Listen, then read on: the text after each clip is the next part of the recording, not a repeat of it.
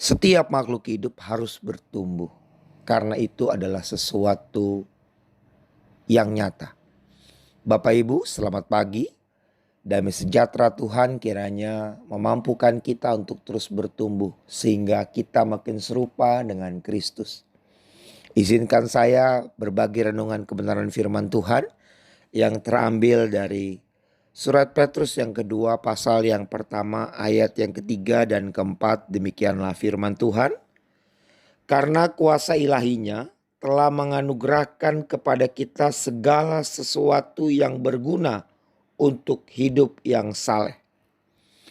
Petrus berkata bahwa ada kuasa Tuhan yang telah dianugerahkan kepada saudara dan saya sehingga kita mampu karena ada kekuatan itu untuk hidup dalam keadaan yang saleh. Apa arti kata saleh? Kata saleh adalah hidup dalam kebaikan, kekudusan, bergerak dengan kasih. Selanjut,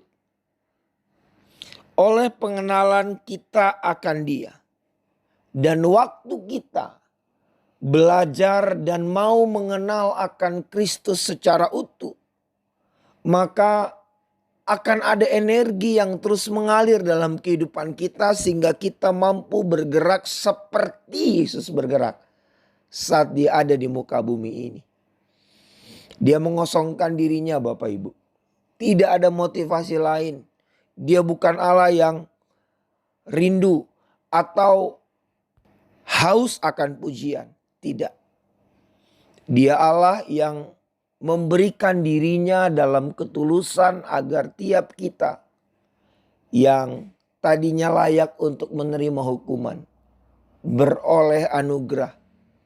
Kita selamat, kita punya akses dan kita hidup dalam kelimpahan berkat Tuhan.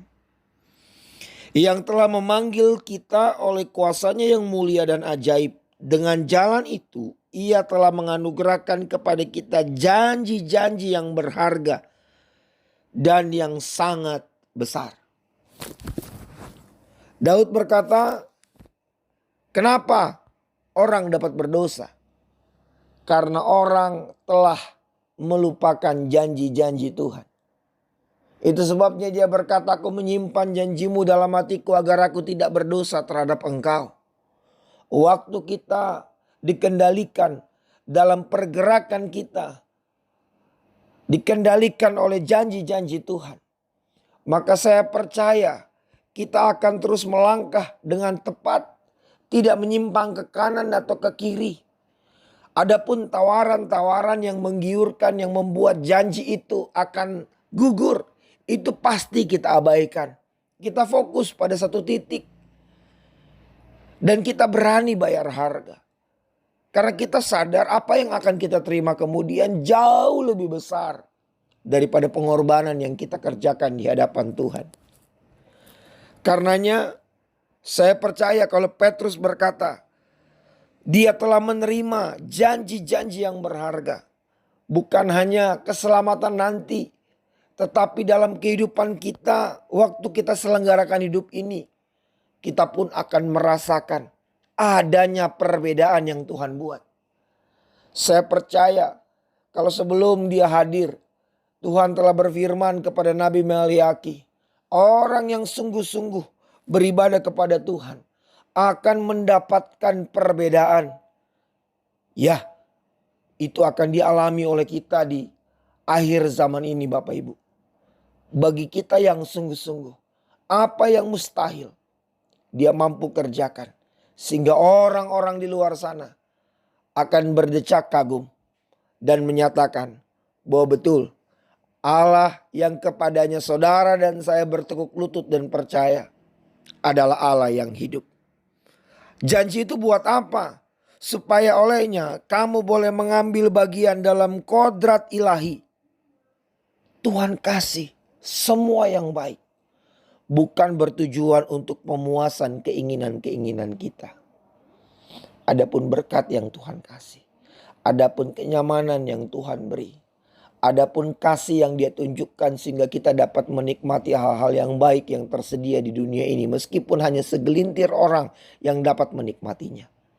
Itu bukan untuk pemuasan keinginan daging. Tapi untuk menyatakan bahwa kita hidup dalam kodrat ilahi.